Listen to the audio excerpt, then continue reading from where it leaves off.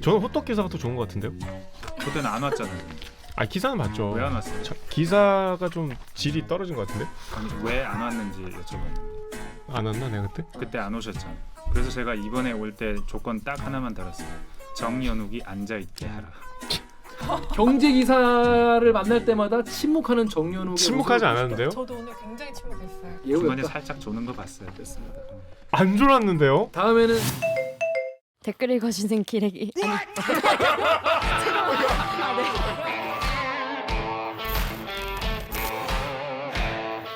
아 댓글 읽어주는 기자들 기레기 아닙니다.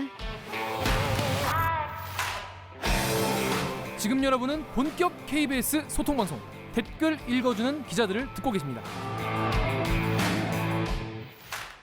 자, 대들기 구독자 여러분, 계란 한 판 사면 29개만 온다면서요? 아. 여러분의 좋아요에 한 계란 없어서 한 계란 없다 이거예요. 한 개 없는 좋아요 지금 꼭 눌러주세요. 한 개씩만 눌러주십시오. 한 개 없는 좋아요. 누가 썼니? 이거 누가 썼니? 좋아요 양적 완화. 네. 좋아요의 양적 완화를 추구하겠습니다. 아, 경제 전문. 자, 아니 좀 재밌게 경제 드립을 치면 좋을 텐데. 뉴스 기사만 보면은 그냥 뭔 소린가 넘어갈 수 있는데 알고 보면 아는 만큼 보이는 아만보 코너 되겠습니다. 자, 여러분 지난번에 한번 모셨었죠. 이 호떡집 줄기 2배 길어지면 기다리는 시간은 2배가 아니라 6배가 된다. 생활의 발견, 생활의 어떤 지혜 알려줬던 경제부 서영민 기자가 이번에는 집 사야 되냐 말아야 되냐, 어떡하냐, 집값 왜 이렇게 비싸냐, 어떡하냐 이런 거에 대해서 본인의 이 절망적인 내용을 써놓은 모으고 빌리고 집 사고 기도하라, 사고 기도하라, BNP, Buy and Pray, 글로벌 유동성 시대유감이라는 기사를 썼습니다. 서태지 팬이신가요? 자, 소영민 기자 자기소개 해주시죠. 리액션 안 나오잖아요, 선배. 너무 당황하셔서. 안녕하세요. 서영민 기자입니다. 자, 제가 그 서영민 기자랑 친해서 이제 평소에는 막 장난을 치다가 네. 이런 디지털 기사를 보면 의관을 정제하고 읽게 되죠. 이거는 이런 거는 좀 각 잡고 읽게 되죠. 각 안 잡고 읽잖아요. 각 잡고 읽다가 다 읽었어요. 저는 요거는 딱 제목만 보고 아유 또 앞에 영화 얘기 나오겠구만 오! 했더니 아니나 다를까. 아니나 다를까. 아유 킹리나 간들까. 특유의 허세가 딱. 제가 이제 그 여러분 이 기사 혹시 안 보셨으면 가서 보고 오세요. 전 누가 성우분이 읽어주셨으면 좋겠어요. 외화 더빙 성우분 있잖아요. 그거 괜찮겠다. 본인이 한번 더빙해서 유튜브에 올려보시죠. 펀 이렇게 해보시죠. 선. 제가 그 이제 그 가끔씩 이제 어린시생들한테 이제 논술이나 작문 같은 거 이제 막 그 수업이나 뭐 개인적으로 봐주고 이럴 때 있잖아요. 자, 늘 피하라고 하는 게 편지 형식으로 쓰지 마라. 그 진짜 구리다. 촌스럽다. 그리고 그렇게 해서 잘 먹히기가 쉽지 않다. 뭐 또 나는 누구예요? 뭐 이런 거 그런 식으로. 근데 요렇게 잘 먹히게 쓰기가 힘들다는 얘기였겠죠? 아니, 그 얘기 하려고 지금. 그 얘기 하려고. 한결의 그 성한용 대기자 있잖아요. 네네. 네. 정치 전문. 그분 정도 돼야 되면 뭐 그런가 보다. 진짜 직접 하고 싶은 말이 있나 보다. 근데 그분 얘기를 하니까 내가 지금 서영민 기자 칭찬하기가 굉장히 지금 이게 기준이 높아졌는데. 아 왜요? 하여튼 요 기사 같은 경우에는 여러분 그 영화 노매드랜드 보였습니까? 거기에 나오는 주인공 Fern이라는 여자에게 이제 따뜻하게 한마디 보내는 노매드랜드 봤어요? 봤죠. 봤어요? 야이씨. 봤어요? 아니, 이거 봤죠? 보고 근데 보고 싶어졌어. 그럼 이터널스는요? 이터널스는 안 봤어야지. 그 재미가 없다고. 스포하지 마세요. 아니 어떻게 한마디 했는데 그게 스포예요? 정말 매너가. 왜 몰라 왜 다 몰라. 그 원래 이렇게 스포를 많이 하는 사람이기 때문에 저는 굉장히 이거에 지적을 아니, 누누이 했지만 볼까 말까 고민할 때 찾아보고 그걸 보고 안 봤어요. 그럼 안 보고 그냥 말지 왜 우리한테 스포하냔 말이야. 선배 여기서 편집할 수 있잖아요. 편집할 거예요. 근데 되게 인간 쓰레기로 만들고 편집할 거예요. 자, 아무튼 제가 저번에 김 기자랑 사적으로 얘기하다가 라스트 듀얼 마지막 최후의 결투. 내가 까먹었으니까 지금 스포하지 마. 아니 스포 안 할게. 그 제목이 최후의 결투인데 결투에서 누가 이긴지 얘기하셨어. 얘기 끝났어? 끝났죠. 내가 그거를 사실은 스포를 듣고 까먹고 있어. 지금 까먹었어. 지금 들어도 기억이 안 나. 본인이 한 말이 있어요. 몰라, 생각해봐요. 기억 안 나. 아무튼 그래서 이 아카데미 작품상을 수상한 노마드랜드 그거 보신 분 계십니까? 보신 분께 추천드립니까? 네. 안 보신 분들께 추천해야겠죠? 저 네. 같은 사람. 추천합니까? 네. 왜 추천합니까 이 영화? 이거 전에 송영구 선배 나와서 한번 추천했던 것 같은데. 맞아요. 왜 추천합니까? 좀 돌아볼 수 있어요. 우리가 세상이 시키는 대로 살아가는 삶과 이거 미나리 맞아. 상 그때 받을 때 그때 받은 거잖아요. 맞습니다. 맞아. 미나리가 여우 그때 조연상을 받을 때 사실은 그 작년입니다. 작년에 아카데미상은 이 영화가 모든 상을 다 휩쓸었어요. 그러니까 중요한 세 개의 상, 작품상, 여우조연상, 감독상 세 개를 다 받았으니까 작년에 가장 스포트라이트를 받은 작품인데 사실은 작년 같은 코로나로 인해서 영화가 개봉하지 못했던 시기가 아니면 그런 상을 못 받았을 거예요. 이 상은. 이 영화는 되게 마이너한 영화고 재미나 흥미로 따지자면 상당히 그런 측면에서는 매우 떨어지는 영화고 아카데미가 선호하는 영화는 아닙니다. 이 영화 못 보신 분들도 많이 계실 거기 때문에 자, 네. 지금부터 서영민 기자가 1분 동안 갑자기 책 읽게 되는 건가요? 1분 동안 똑같이 나처럼 제 어떤 빨리. 내용인지 설명을 해주시겠습니다. 준비됐죠? 어디 한번 맛 좀 봐라. 안 됐는데요? 1분 한다고 안 했잖아. 해주세요. 준비됐나요? 1분 동안 준비 시작. 노마드랜드는 캠핑카를 타는 사람들의 얘기입니다. 캠핑카라고 하니까 뭔가 로맨틱하지만 그게 아니고 세상에 돈에 치여서 아니면 돈을 거부하기 위해서 캠핑카를 타는 사람들의 이야기입니다. 그 가운데 한 사람인 펀이 이 영화의 주인공입니다. 펀은 60대 여성인데 남편이 죽고 난 뒤에 캠핑카, 우리는 캠핑카라고 하는데 RV카, 밴, 캠핑카라기엔 조금 작은 차예요. 약간 스타렉스 같은 그런 것보다 조금 큰 건데 그걸 개조해서 계속 여행을 다닙니다. 그 여행이라는 것이 하나의 생활이에요. 캠핑카를 타고 다닌다고 하니까 주변 사람들이 너 홈리스지 하니까 나 홈리스 아니야. 하우스를 있을 뿐 홈은 있어. 차가 홈이라는 겁니다. 그렇게 해서 차를 타고 이곳저곳을 다니면서 삶의 의미를 내가 왜 사는지 그리고 불치병에 걸려서 죽은 사람 얘기도 하는데 요트를 마당에 두고 새 요트를 마당에 뒀는데 은퇴하면 타려고 했는데 은퇴하기 전에 불치병에 걸려서 죽어요. 그러면 그 요트는 새 요트는 죽으면서 그냥 처분해버리게 되는 거죠. 그럼 우리 삶은 무엇인가 소유는 무엇인가 같은 얘기를 진지하게 건네주는 영화입니다. 좀 짜임새가 없네요. 뭐라고 합니다. 신재 기자 무슨 내용이 대충 이해되시나요? 나는 홈리스가 아니고 하우스리스다. 그게 이 영화의 핵심이긴 해요. 요트 얘기를 하니까 좀 헷갈리잖아요. 그 요트 얘기를 왜 해가지고 쓸데없이 선배, 저는 오늘 집에 가서 보겠습니다. 요트 얘기 안 했으면 더 이해하기 쉬웠어요. 디즈니 플러스에 있어요. 아 그래요? 딴데 없나? 구독해야겠네. 넷플릭스 없나? 없어 아직. 아무튼 그러니까 이제 나한테 구걸하면 디즈니 플러스 아이디를 알려줄게. 아이디 아직 남아있음 쉐어할. 근데 왜냐면 기본적으로 네. 이제 서프라임 모기 사태가 터지고 네. 이제 집 거의 이제 부동산이 와장창 돼가지고 이제 집을 잃은 사람들이 많이 생겼잖아요. 근데 그 사람들이 그냥 자기 삶의 어떤 방식 중에 하나로 그냥 홈리스, 그러니까 하우스리스, 그냥 그 RV 차에서 그냥 사는 삶을 택한 사람들에 대한 이야기인 거죠. 근데 그 이 영화 같은 경우에는 근데 그 제작 방식 때문에 더 유명해졌죠. 근데 사실은 이 영화가 왜 그 기사에 나오냐 사실은 전혀 관계가 없는 영화인데 어쩌면 자본에 반대하는 사람들의 얘기예요. 그렇죠. 돈에 의해서 네 삶을 규정하려고 하고 그런 거 하지 말고 돈 아닌 것, 네가 진짜 인간으로서 살다가 먼지가 되어서 없어지는데 그 전에 어떻게 살 것인가에 대해서 진짜로 너가 무엇을 원하고 어떻게 살 것인가를 묻는 사람들의 영화여서 사실은 집을 산다.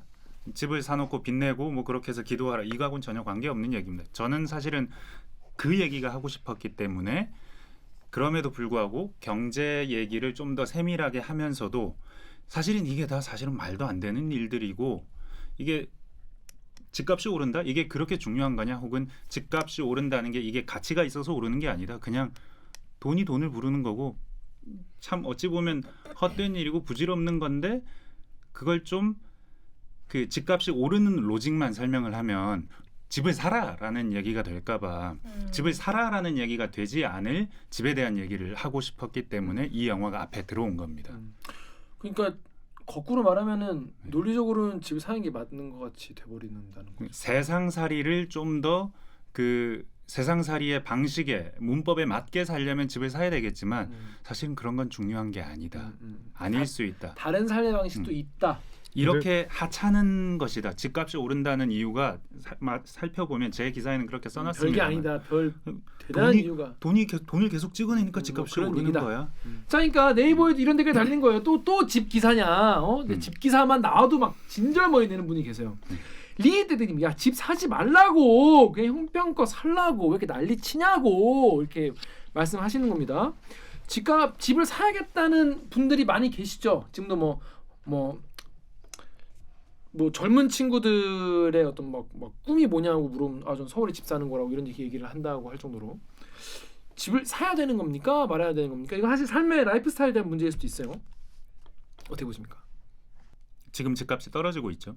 좀 그래서 지금 상황에서는 큰 의미가 없거나 아니면 스텝을 잘못 밟았네라는 기사일 수도 있습니다. 근데 전반적인 세계 그 경제라는 것이 지난 한 3, 40년 동안 어떻게 굴러왔는가, 왜 그동안 우리 집값들은 다 올랐는가를 약간 그 전 세계적인 차원, 글로벌한 차원에서 돈이 너무 많아져서 그리고 그 많아진 돈이 그 골고루 분배되지 않고 불평등하게 분배됐기 때문에라는 시각으로 본다면 이 상황이 코로나 이후에 아니면 지금 금리가 오른다고 해서 변하겠느냐, 금리가 오르면 돈이 좀 더 평등하게 분배될 것이냐, 그리고 금리가 지금 당장 오르는데 이 1, 2년에 오르는 시간이 지나고 나도 돈은 풀리겠느냐 아니면 돈은 앞으로 좀 더 줄어들겠느냐라고 물어본다면 너무 명확하게 돈은 앞으로도 계속 늘어날 것이고 그리고 불평등은 앞으로 해소될 수가 없을 거기 때문에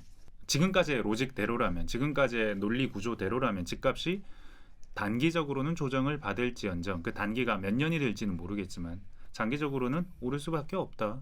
그렇게 되게 돼 있다. 그럼 지금이라도 영끌해서 사야 되는 거예요? 근데 지금 샀는데 떨어지면 감당하실 수 있을까요? 선배가 책임져야지 그럼. 그리고 떨어졌는데 금융위기가 온다. 그래서 내가 가진 빚 때문에 금융위기 같은 게 온다. 만약에 그럼 내가 가진 빚 때문에 내가 이걸 갚지 못해서 이 집을 포기해야 되는 상황이 생긴다.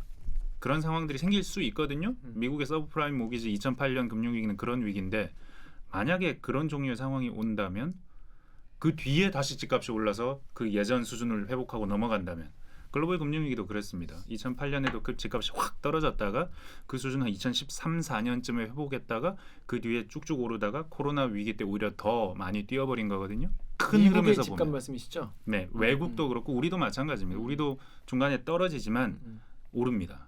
결국은 오르는 거죠. 그 기간을 버텨낼 수 있는 자와 버티지 못하는 자와 지금 여기서 경제를 얘기하고 있는데 계속 투자를 얘기하고 아니 그냥 사야 구독자분들이 궁금하신 거야. 나 어떻게 해? 뭐 이런 말아야 되느냐 눈으로 보자면 그렇게 질문하실 수 있는데 제가 이 기사를 쓴 건 사냐 마냐를 좀 더 좀 관찰하는 입장에서 쓴 글이니까 플레이어가 아니라 이제 옵저버의 시각에서 세상을 좀 더 좀 더 거죠? 객관적으로 보자는 차원에서 쓴 기사니까. 자 여기 네이버 댓글 우리 신지혜 기자 좀 읽으시죠. 네, 네이버의 LSM7님 지난 3, 4년간 미국에서 통화량의 4배의 달러를 찍어냈다. 집값이 4배 뛰어야 정상이다. 또 DCTY님은 토지와 가옥은 한정제인데 코로나 사태로 돈을 마구 찍어내서 시중에 돈이 넘치니까 한정제인 토지, 가옥은 가격이 오를 수밖에 라고 올려주셨습니다. 근데 왜 집만 올라요? 이 다른 물가도 다 같이 올라야지. 그게 불평등 문제와 연결되어 있는 겁니다. 큰 틀에서 간단하게 이 기사의 구조를 논리 구조를 설명을 하자면 돈이 많아졌어요. 그러니까 경제 규모가 2배 성장했다면 돈은 3배 많아졌다. 이렇게 설명하면 맞겠죠.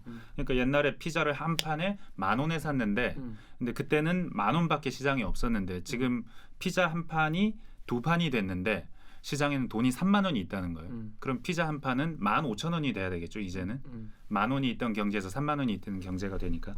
근데 이게 대부분의 경우에는 성립을 안 하는데 집의 경우에, 자산의 경우에, 주식의 경우에 아니면 비트코인의 경우에 이런 경우에 자산, 에셋이라고 부르는 것들 그런 것들에는 성립을 해요. 소비재가 아니라 자산인 경우. 네. 근데 소비재는 왜 성립을 안 하느냐?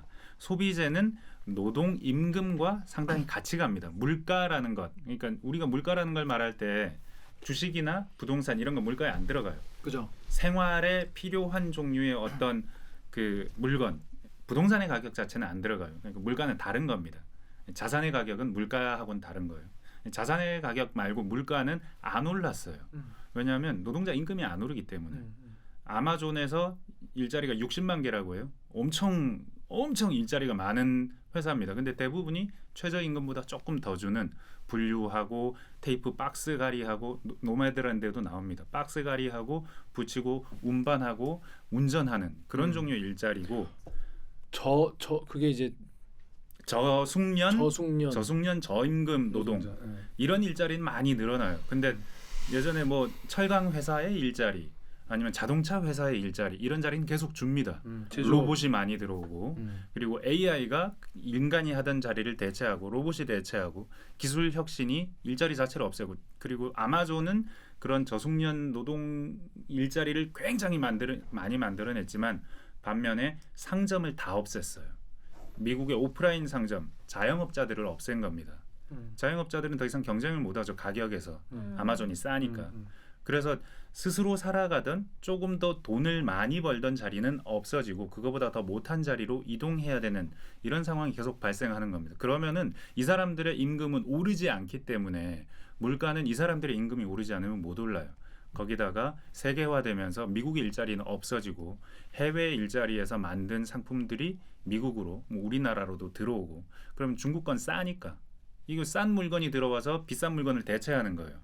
미국의 뉴욕의 모든 관광 상품 보면 I love 뉴욕 이렇게 써 있는 거죠. 그거 다 메이드 인 차이나예요. I love 뉴욕인데 그 뭐 펜던트고 뭐 수건이고 온갖 것들이 다 그냥 메이드 인 차이나입니다. 물가가 싸니까 그렇게 물가가 싸게 유지가 되는 겁니다. 그런 식으로 물가는 싸고 불평등하게도 노동자들의 임금은 계속 정체되거나 유지되고 대신 돈 많은 사람들만 점점 더 부자가 되는 거예요. 기사에도 써 있지만 상위 1%는 계속 부자가 되는데 하위 50%는 임금이 거의 안 오른다는 거거든요. 성장을 해도. 그러니까 이 사람들하고 연계되어 있는 물가는 안 오르는 거죠. 물가가 안 오르면 경제가 침체가 되는 거고. 경제가 침체가 되면 계속해서 중앙은행이나 뭐 정부는 돈을 붓거나 아니면 양적 완화를 하거나 금리를 내리거나 그래서 지난 한 10몇 년간 계속 저금리 상황이 지속되는 가운데 불황에 가까운 상황인데도 잘 사는 사람들은 부자들은 주식을 잘한 사람들은 집이 있는 사람들 계속 부자가 돼가는 이런 상황이 된 겁니다. 그러니까 물가는 계속 낮은 상태가 유지가 되고 임금이 오르지 않고 그러는 상황에서 실물 경제는 계속해서 침침하게 오는 가운데 혁신 자체는 있어요. 애플도 아마존도 그렇죠. 마이크로소프트도 페이스북도 다 혁신 기업이에요. 이 혁신 기업에 투자를 했거나 이 혁신 기업에서 일을 하는 아주 소수 사람들 이 사람들은 부자가 되는 겁니다. 불평등은 심해지죠. 여기 뭐 네이버 댓글 정력 기자 읽어주십시오. SHAD 땡땡땡님이 돈을 무제한으로 찍어내서 가게는 자산 플러스 빚을 더해 너도 나도 수기판에 뛰어들고 솟아오른 비정상적인 미친 집값은 물가 폭등을 불러왔다. 정부는 세금을 더 걷고 은행은 이자 잔치에 건설사는 악성 미분양 고분양가에 팔고 서민들은 남은 건 빚더미 집 한 채. 빚더미 집 한 채 있는 분은 서울에 빚더미 집 한 채 있는 분은 그렇게 서민은 아니에요 이제. 자산가죠 이제 자산 있으니까. 저희가 오해하는 것이 만약에 세상에 돈이 많이 늘어났다고 하면 찍어냈다라고 표현을 해요. 그러니까 중앙은행이 찍어냈거나 아니면 정부가 이렇게 퍼부었거나 이런저런 아니면 미국에서 달러를 찍었거나 우리는 가만히 있는데 이런 걸로만 생각하는데 돈이 이렇게 통화량이 늘었다라고 할 때 사실은 그 부분은 얼마 차지하지 않습니다. 가장 중요한 부분은 대출입니다. 여기 기사에도 썼지만 기사에 3 돈이 늘어난 거에 3이라고 돼 있는 부분이거든요. 대출이에요. 그러니까 중앙은행이 돈 찍어내서 실제로 돈의 통화 그 종이 달러 자체가 늘어났다기보다는 대출이 더 많이 했다는 거예요. 그게 우리는 양적 완화 때문이다 이렇게 생각하지만 그거 아니에요. 그 양 얼마 안 됩니다. 그 세계 늘어난 통화량은 다 빚입니다. 은행이 만들어낸 빚 아니면 은행 이외에 다른 그림자 금융 기관들이 만들어낸 빚. 그러니까 빚이라는 것은 그러니까 집을 살 때 모기지론 그 주택담보대출을 받을 때 10억짜리 집을 한 40% 정도는 빚을 낼 수 있었잖아요. 지금까지는. 그럼 40% 4억 달러 정도를 은행에서 빌리잖아요. 그럼 그 돈이 새롭게 생겨난 겁니다. 이 4억 달러를 빌려서 누군가의 계좌에 넣겠죠. 그렇죠. 그 사람의 계좌에 4억이 있죠.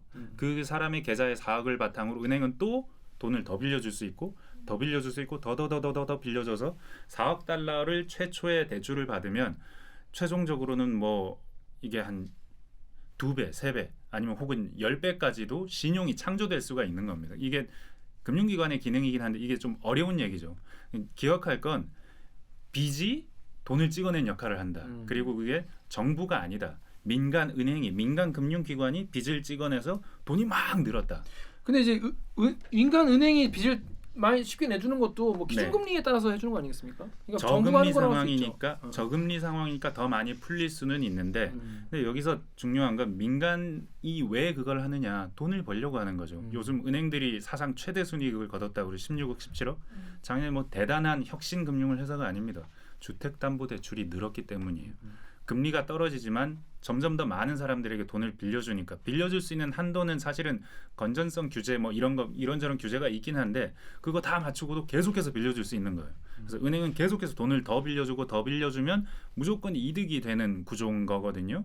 근데 이런 식으로 전 세계에 금융기관들이 막 돈을 빌려주는데 금융기관의 목표는 딱 하나예요. 더 많은 돈을 올해는 더 많은 돈을 빌려주기 내년에는 더 많은 돈을 빌려주기. 어디서 빌려주느냐? 예전에는 은행이 돈을 빌리려면 어려웠잖아요.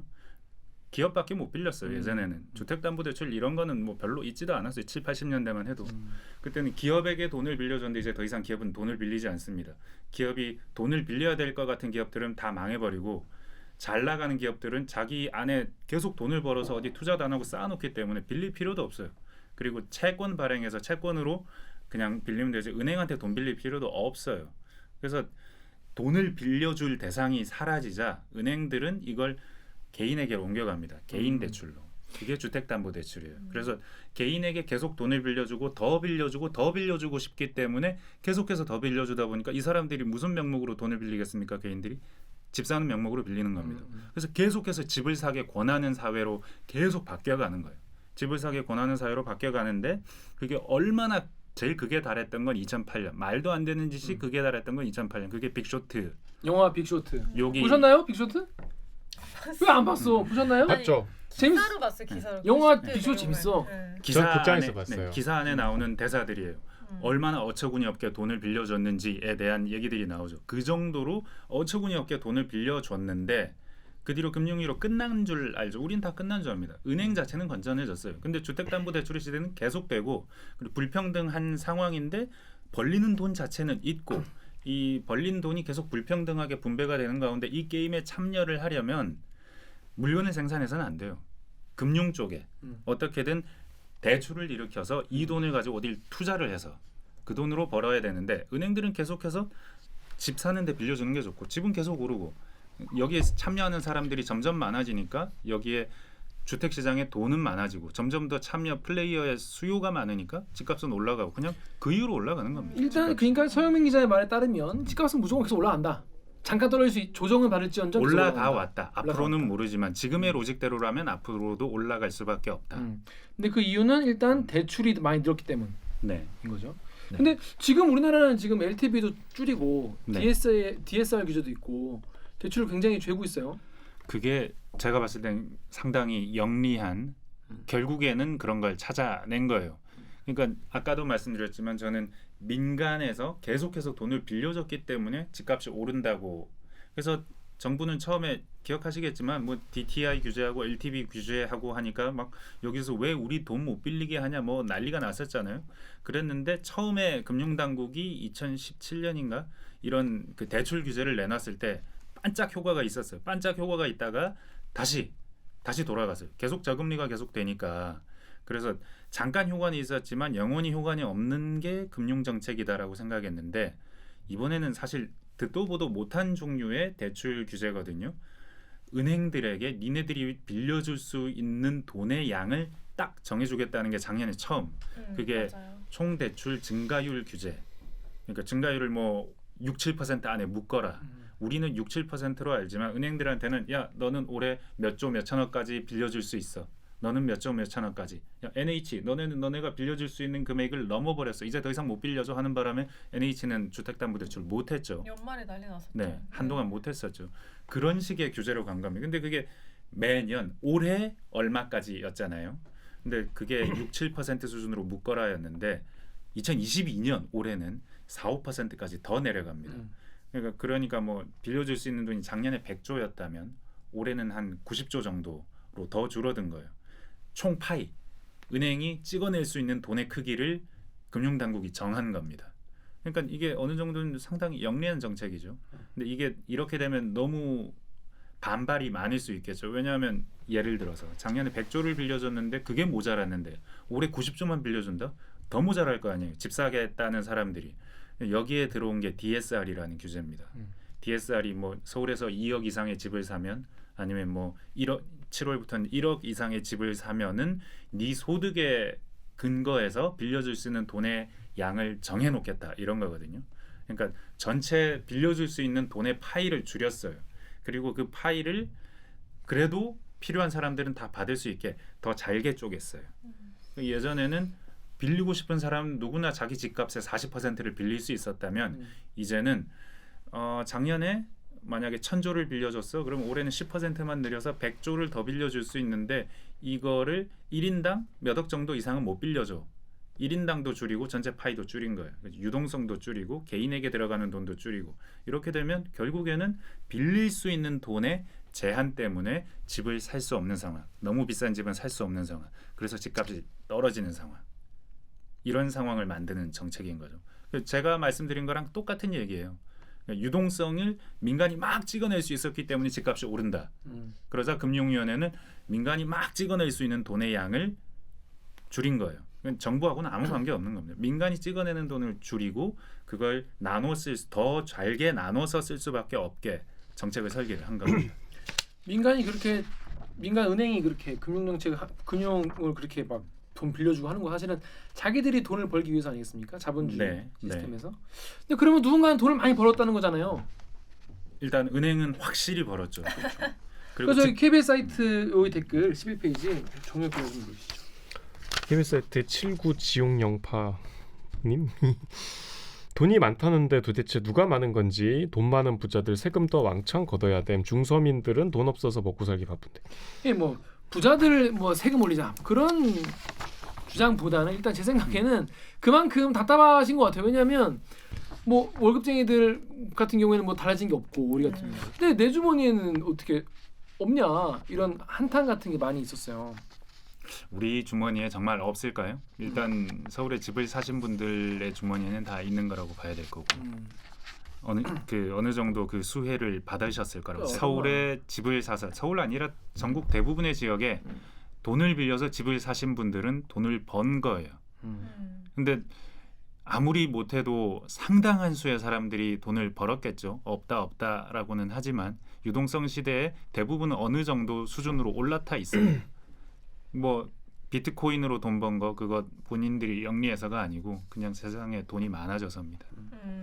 뭐 이런 분도 있겠지만 벌었다면 본인이 영리해서 본인이 투자를 잘해서 형 울지 마. 밝아서 방송 중에 울지 마. 근본적으로 보자면 그냥 세상에 돈이 너무 많아져서 너도 나도 다 오르니까 그 대열에 편승해서 그 오르는 맛을 좀 본 겁니다. 최근에 그래서 기사에 축제는 끝났다 이렇게 써 있더라고. 그게 중앙일보인가 일면에 크게 났어. 네, 주가 작살나고 지금 네. 어떻게 된 거예요? 끝난 연봉 거예요? 수준으로 손실을 그래서 본다. 지금에 좀 안 맞는 얘기일 수는 있죠. 결국에는 유동성은 계속해서 퍼질 것이고 불평등은 더 심해질 것이니 결국은 무슨 자산 가격은 오를 수밖에 없다. 안 맞는 얘기일 수는 있어요. 지금 상황에. 그래서 호응이 크지 않을 수는 있는데 분명한 건 아까도 말씀드렸지만 그런 근본적인 어떤 이 경제 규칙 같은 건 전혀 변하지 않았고 변하기도 어려울 것이다. 그 서영민 기자가 얘기하는 게 두 가지잖아요. 그러니까 쉽게 말해서 처음에 은행이 네. 어떤 자본주의에서 돈을 벌기 위해서 대출을 많이 해주면서 유동성이 늘어났다. 그러니까 시중에 돈이 많이 풀렸다. 금융화라고 합니다. 금융화. 세상 모든 것을 금융으로 만들어버리고. 그리고 이제 그 브렉시트 말고 뭡니까 이거? 양적 완화. 돈 찍어내는 거. 양적 완화도 거기에 이제 일조했겠죠. 네. 두 번째로 근데 그렇게 불러난 돈이 전 세계 사람들한테 비슷하게 이제 되면은 괜찮을 텐데 불평등. 그러니까 우리가 이제 노동 가치가 그만큼 덜 올랐다는 거잖아요. 이걸 어떻게 이해하시면 쉽냐면 제가 예를 하나 들어놨는데 혁신이 노동자를 멀리한다라는 도표를 하나 그려놨어요. 유니레버라는 세탁 세제 만드는 회사. 이 회사가 유니레버? 시가총액이 한 120조 정도 우리나라 돈으로 네. 되는 회사인데 이 회사가 한 15만 명 정도 고용합니다. 인텔은 이거의 2배 크기의 회사예요. 근데 2배지만 12만 명밖에 고용을 안 합니다. 2배인데 고용 인원은 더 줄어요. 인텔은 그만큼 반도체 칩 만드는 회사고 하나의 가격은 비싸고 뭐 이 만드는 걸 로봇으로 좀 많이 할 수도 있고 뭐 고부가가치 인력은 필요하지만 저부가가치 인력은 필요 안 하는 회사니까 페이스북은 어떠냐? 페이스북이 가장 극단적으로 인력을 필요로 하지 않는 회사입니다. 지금 주가가 많이 떨어졌잖아요. 애플한테 메타. 애플한테 좀 엿먹어서 그 개인정보 관련 이런 것도 있고 이래저래 미래가 불투명해서 떨어졌는데 그래도 유니레버의 6배 되는 회사입니다. 그럼 유니레버와 같은 사업을 했다면 한 90만 명 정도를 고용해줘야 되죠. 근데 페이스북은 다 합쳐봐야 7만 명 고용합니다. 그러니까 유니레버보다 6배 큰 회사인데 고용은 2분의 1이에요. 애플은 세계 최고 회사, 1등 회사. 이 회사의 가치는 유니레버의 28배. 고용 인원은 15만 4천 명. 거의 같아요. 혁신이 일어나고 세상은 성장하고 GDP 숫자는 올라갈지언정 노동자의 숫자는 올라가지 않고 질 좋은 일자리의 숫자는 많아지지 않는 겁니다. 이런 상황이 반전될 수 있겠냐? 페이스북이나 애플 말고 세제 만드는 회사가 더 부자가 될 수 있겠냐? 아닐 것 같잖아요. 그래서 노동 분배율이 악화된다고 기사에 쓰셨는데 네. 뭔 얘기인가요? 어려운 얘기던데.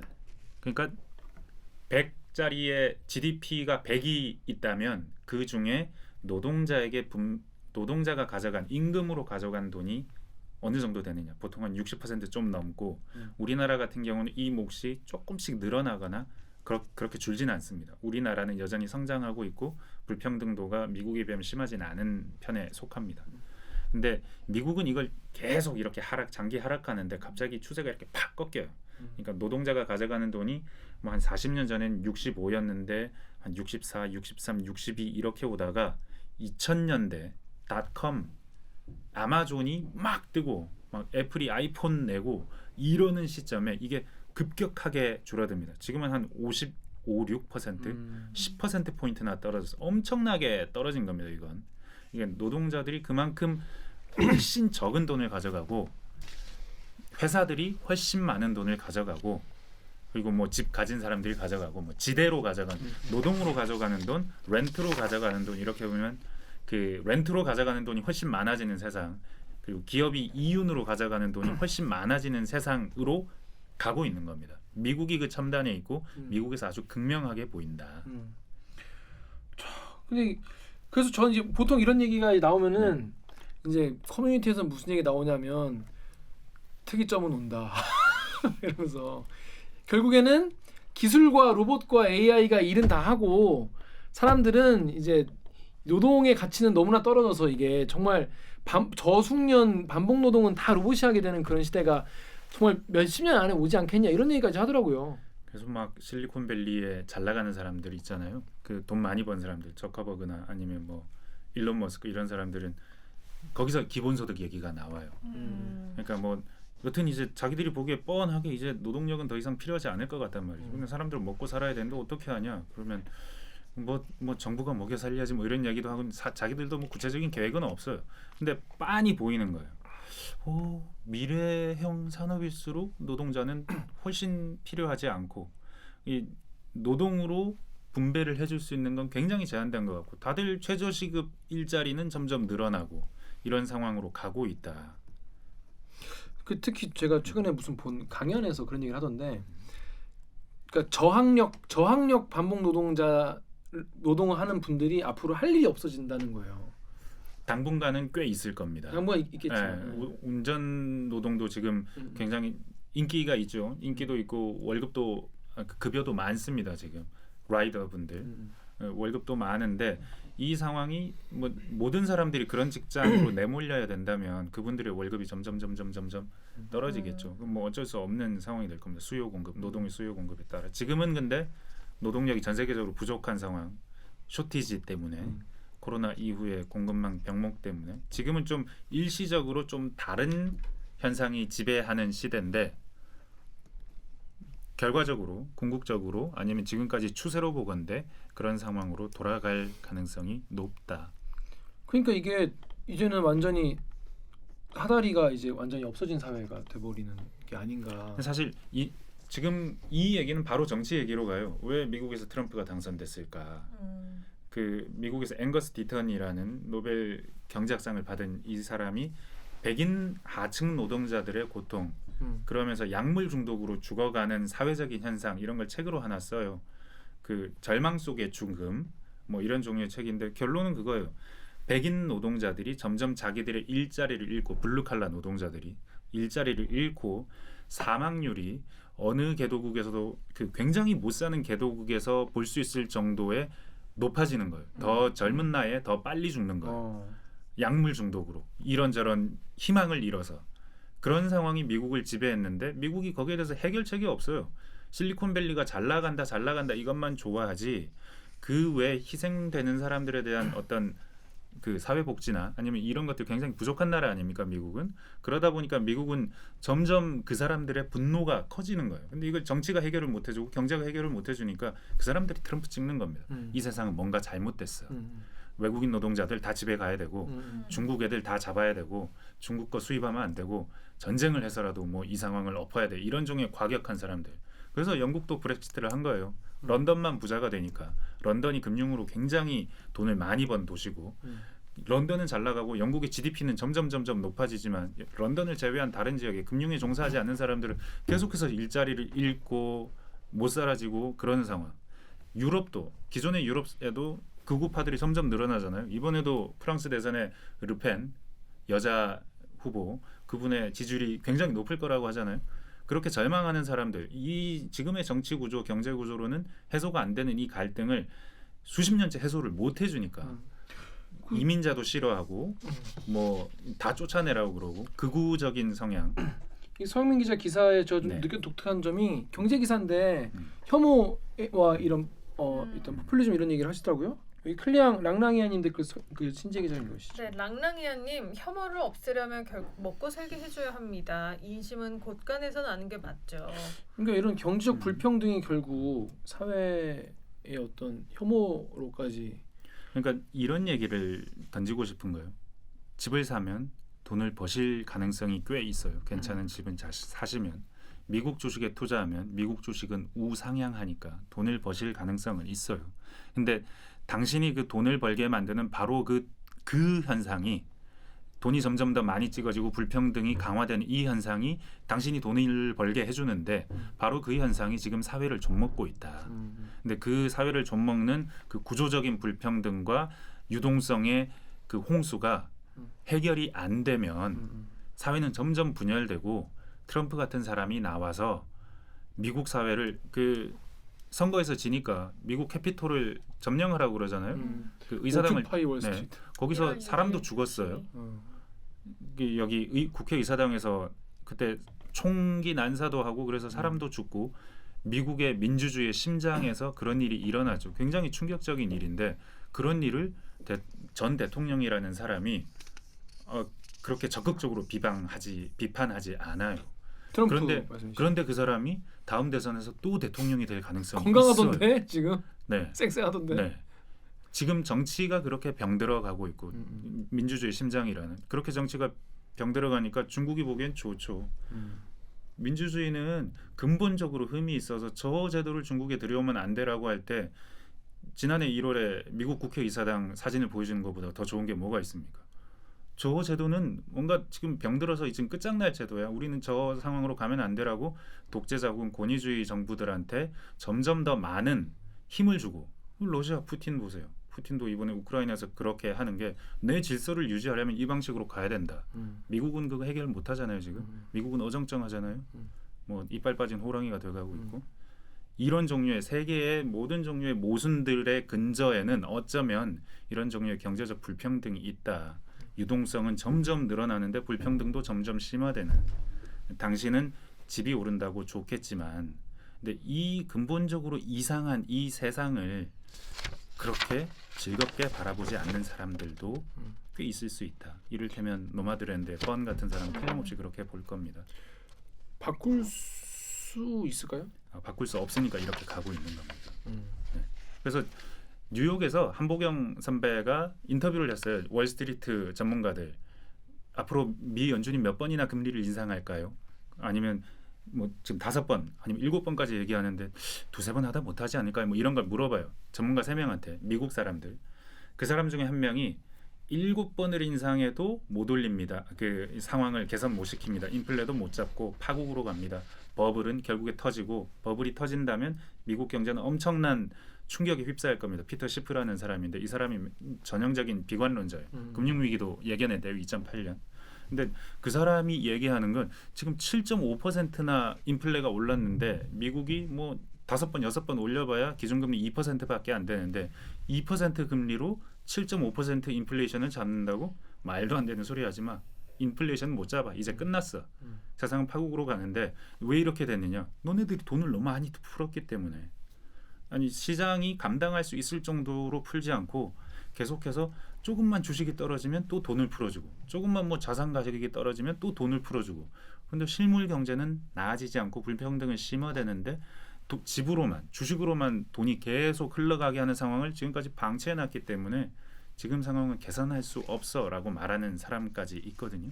이 구조를 어떻게 임기응변으로 계속해서 돈을 푸는 방식으로 대처하다 보니 아니면 민간은행들이 계속 주택담보대출을 이렇게 쫙쫙 세상이 펼쳐서 민간이 신용 창조를 하는 그 양이 너무 과다해서 경제 전체 부담이 되는데도 그걸 제어하지 못하다 보니 이 상황까지 왔어.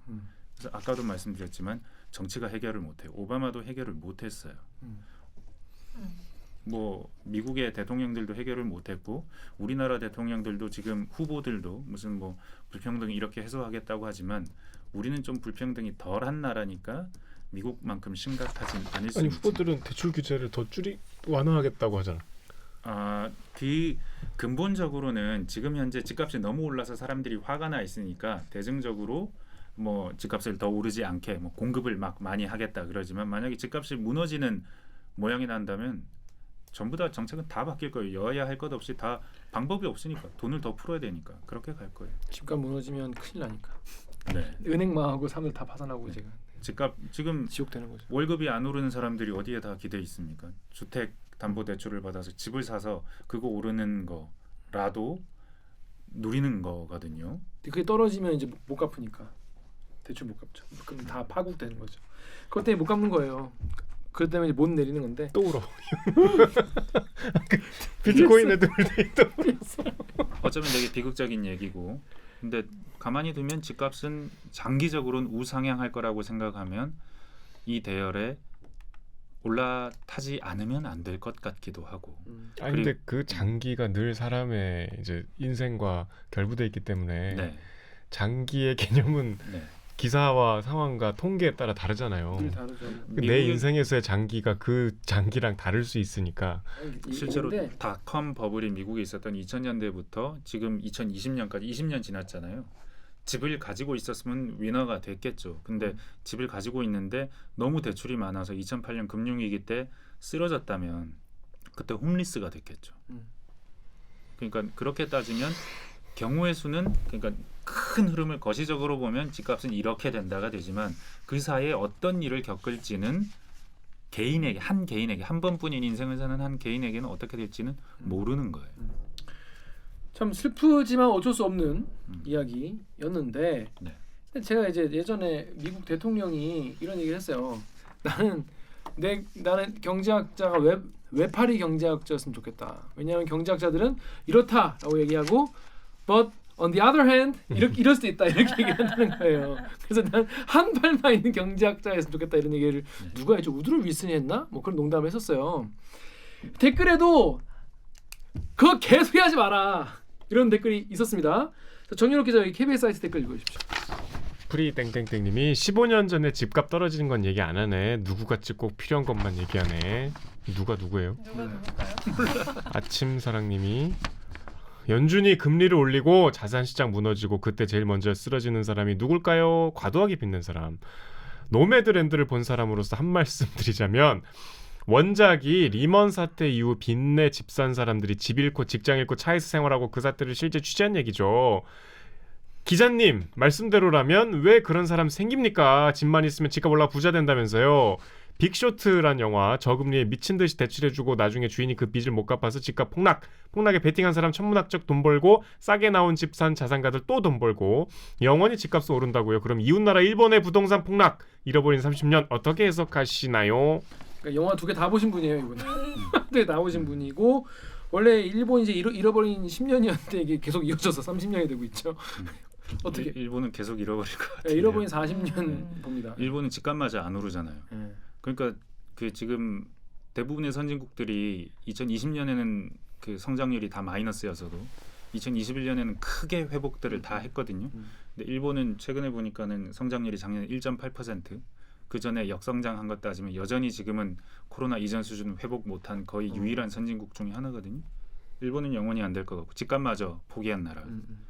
사실은 일본은 부자들이 다 일본 엔화로 안 가지고 있으려고 해요. 다 엔화 가치는 계속해서 떨어지니까.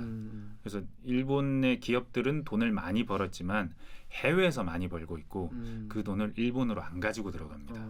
그러니까 일본의 실질 임금은 오르지 않고 이 실질 임금이 진짜로 계속해서 떨어지거나 정체된 거의 유일한 나라가 일본이고.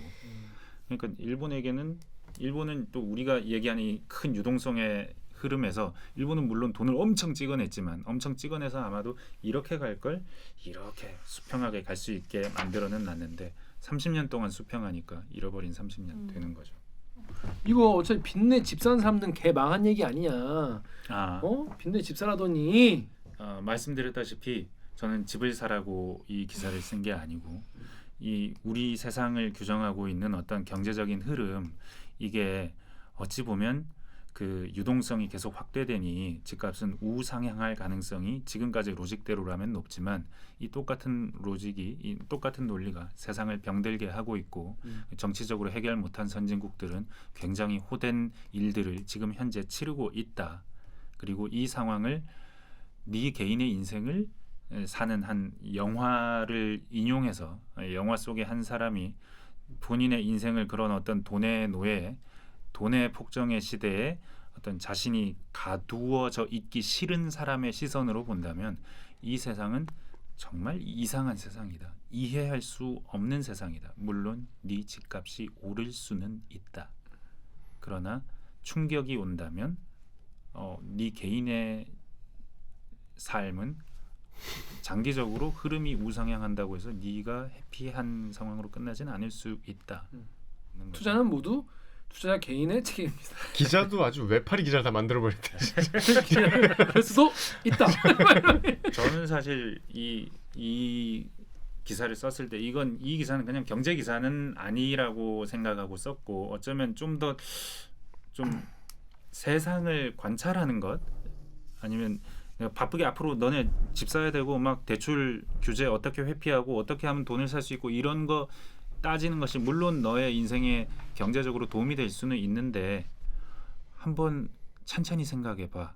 이 세상이 이렇기 때문에 그렇게 굴러가고 있는 거야라고 설명을 한다면 그 펀 같은 사람도 있다는 걸, 이 세상을 이해 불가능하다고 생각하는 사람이 있다는 걸 보면 그냥 이 세상이 어쩌면 이해 불가능한 아니면 지속 불가능한 종류의 논리에 기대서 지금 버티고 있구나라는 걸, 세상 돌아가는 이치를 조금은 이해하게 된다면 좋겠다라는 취지가 있었기 때문에 댓글 중에 그런 것들이 있었거든요.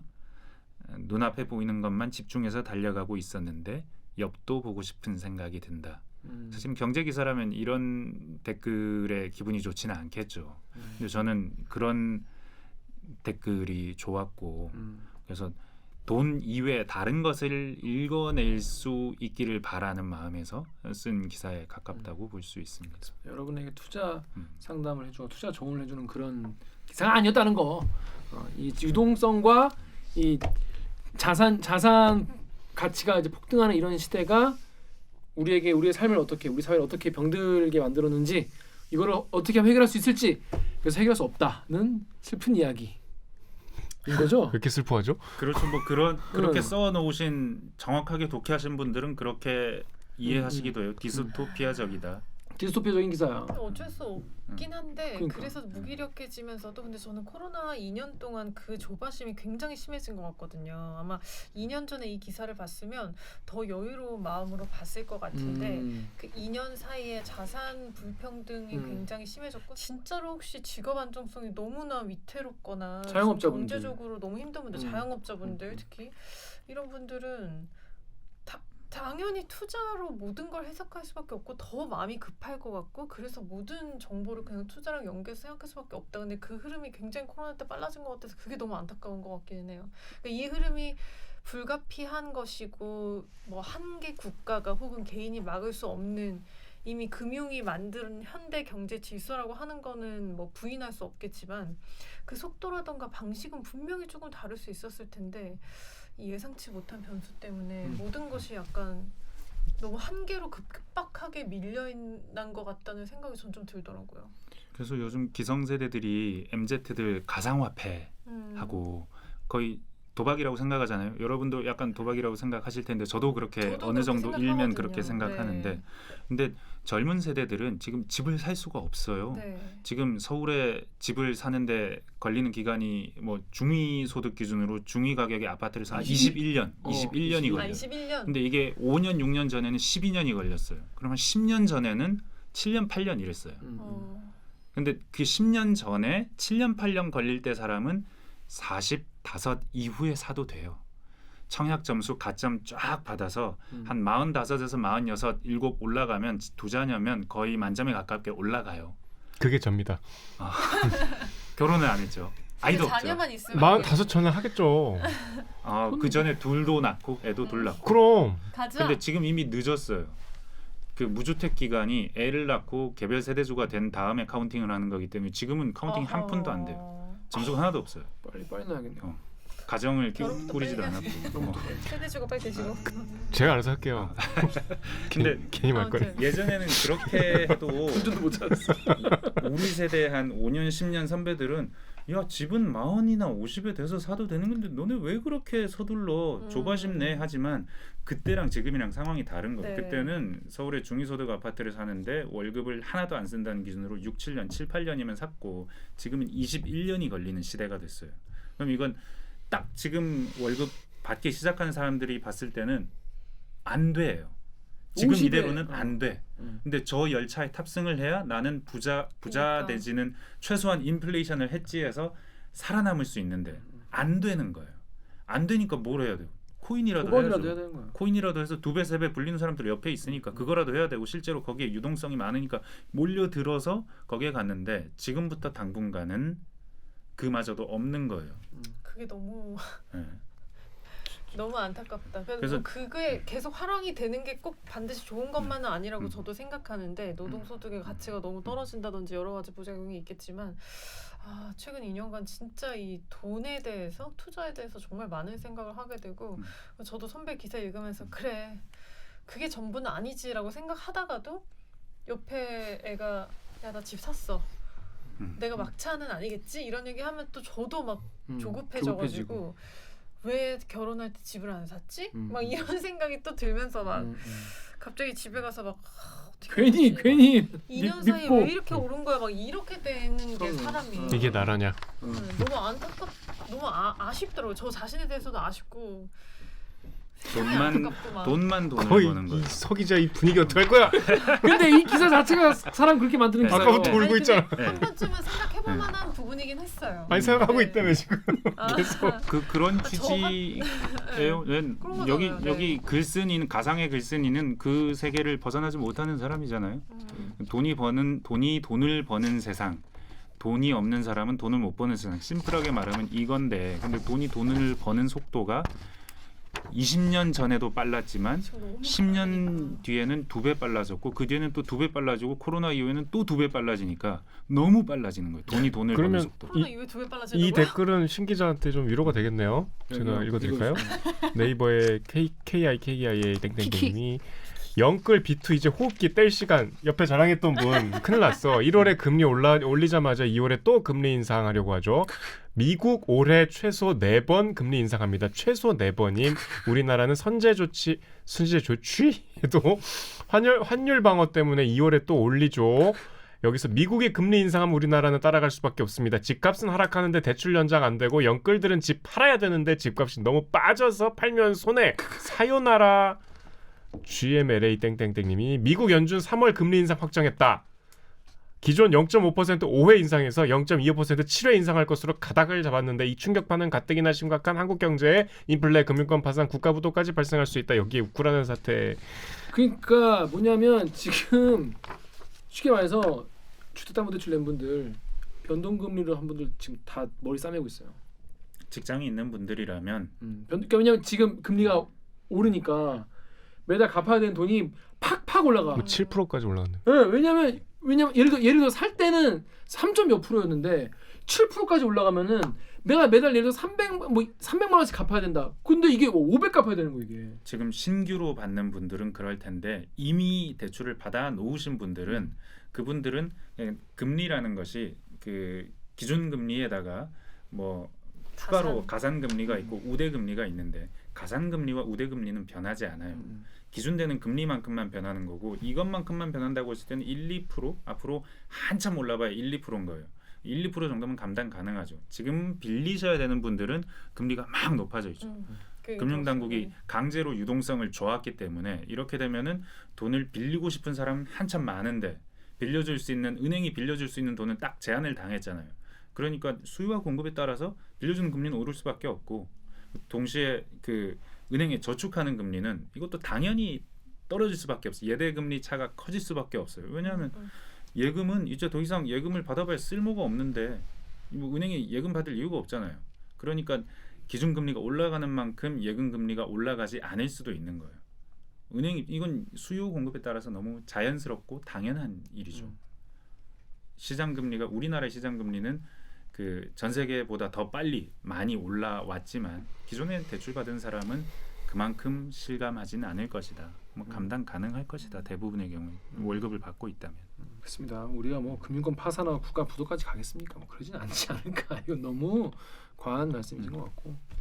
아무튼 근데 하지만 예전 같은 유동성 정말 잔치라고 할까요? 그런 건 좀 이제 좀 네, 당장 이제 없죠. 앞으로 최소한 올해는 유동성 잔치 이런 얘기는 안 나올 것 같고 나올 수도 없는 상황일 것 같고 뭐 당분간은 굉장히 힘든 시간 될 것이고 뭐 당분간은 또 이런 얘기도 썼지만 이제 유동성이 죄지면 가해질 충격 이런 거에 대한 기사도 좀 써야겠죠.